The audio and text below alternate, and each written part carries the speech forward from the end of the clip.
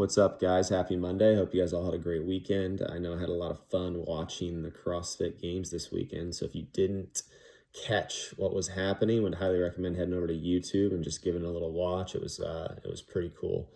Really wish they still would have done 10 athletes instead of 5, but it was pretty cool to watch nonetheless, and as always, really well done. So in light of that, we will be doing for the next 8 days CrossFit Games workouts. Basically, we'll be doing 8 days with a weekend rest, what they did in 3 with no rest. Or was it 4? I can't remember. 3, I think.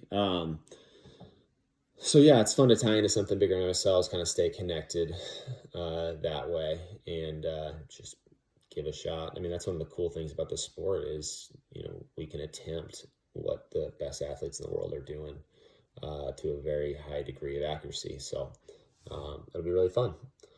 So to kick things off, we got that 2007 workout. It's got bar muscle ups and some shoulder overhead. So for the warm up, we're going to start with 3 rounds of 200-meter row.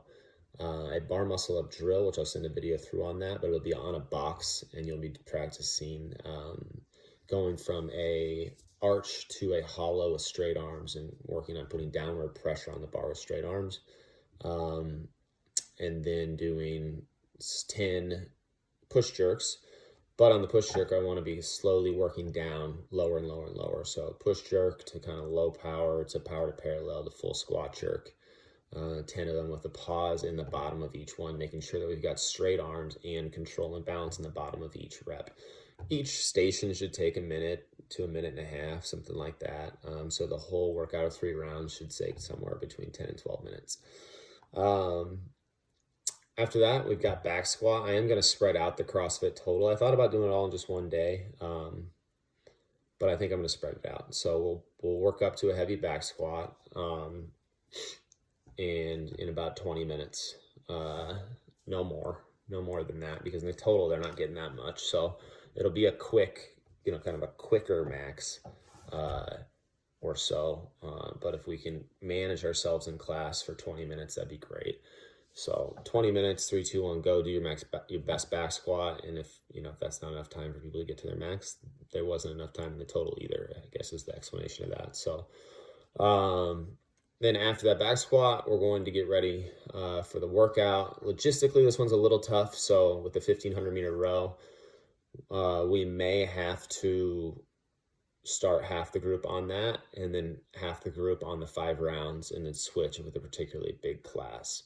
Which is honestly fine. I honestly think it'd be easier to do the bar muscle up and the shoulder overhead and then the row. Actually, I'm certain of it. So times will not be hurt. Stimulus isn't that crazy different. Honestly, the strategy in the row is there's more pacing if you start with it than if you end with it. So not a big deal. Not a big deal that way. I did change the bar muscle up number from 10 to 7, and then the push jerk lowered the weight a little bit to 205, 135, which will still be a lot, obviously. So a lot of people still need to scale that push jerk. And then the bar muscle up scale, we're just gonna scale it to pulling movements. So chest to bar, to pull up, to ring row, or chest, scaled bar muscle up, a jumping bar muscle up would be a great choice also for people who want to work that way as well. I'm okay with either option there. Yeah, in terms of a time domain or anything like that, there's not a lot of pacing, I don't think, to be had in this workout. You're just going back and forth.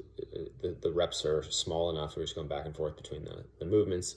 But in terms of bar muscle up, if people have them at all, 2, they got 1, they're going for their first one, but they're really close. I think any number of bar muscle ups that they think is realistic, and then the 7 push jerks would be great. So maybe they got 2 bar muscle ups, 7, 2, 7, 2, 7.